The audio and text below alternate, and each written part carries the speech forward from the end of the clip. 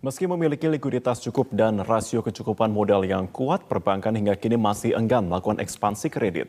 Percepatan realisasi stimulus fiskal maupun moneter diharapkan dapat mendorong ekspansi kredit untuk segera menggerakkan sektor real dan pemulihan ekonomi.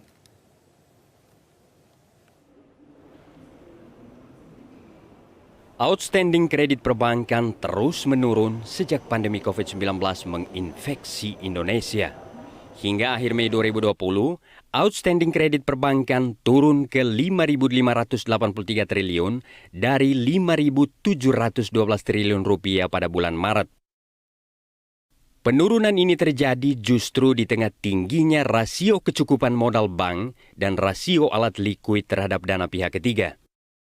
Menurut ekonom Bank BNI Rian Kirianto, tingkat permintaan kredit selama pandemi COVID-19 memang menurun karena meningkatnya faktor resiko.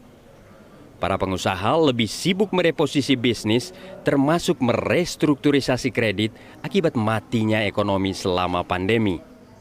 Dunia usaha cenderung menunggu insentif fiskal pemerintah yang ditransmisi melalui bank dengan tingkat bunga yang rendah dibanding kredit modal kerja dari perbankan. Desain kebijakan ekonomi sudah bagus, ya. Tapi akan lebih bagus lagi kalau itu bisa diimplementasikan dengan baik sehingga memberikan optimisme kepada pelaku usaha atau sektor real untuk mereka berani mulai ekspansi. Kalau ini tidak segera dieksekusi, ya, serapannya masih rendah, ini membuat nanti pelaku usaha juga masih akan wait and see terus. Nah, wait and see-nya itu akan kelamaan menurut saya, ya. Sementara Pak Presiden Joko Widodo selalu memberikan instruksi, ayo cepat di dalam eksekusinya. Sementara ekonom KOR Indonesia Peter Abdullah menyatakan, Bank Indonesia seharusnya bisa berperan lebih dari apa yang sudah dilakukan saat ini. Menurut Peter, pemulihan ekonomi akan lebih optimal jika stimulus fiskal dari pemerintah diperkuat otoritas moneter dengan menginjeksi likuiditas secara langsung ke perekonomian seperti dilakukan Bank Sentral Amerika atau The Fed. Antara lain dengan membeli surat berharga korporasi. Sebenarnya itu kan bukan tugasnya pemerintah ya untuk menjaga likuiditas perekonomian, menjaga likuiditasnya perbankan, tapi adalah domainnya Bank Indonesia sebagai bank sentral.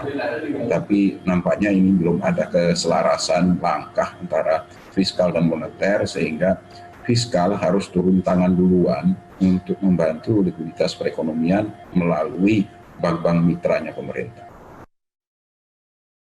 Hingga akhir Mei 2020, rasio kredit perbankan terhadap dana pihak ketiga anjlok menjadi 90,4% dari posisi akhir 2019 lalu sebesar 94,43%. Sementara rasio kecukupan modal atau CAR mencapai 22,89% dan rasio alat likuid terhadap dana pihak ketiga yang menjadi salah satu indikator likuid mencapai 26,2% atau hampir 3 kali lipat dari batas minimal yang ditetapkan sebesar 10%. Tim Liputan, Metro TV.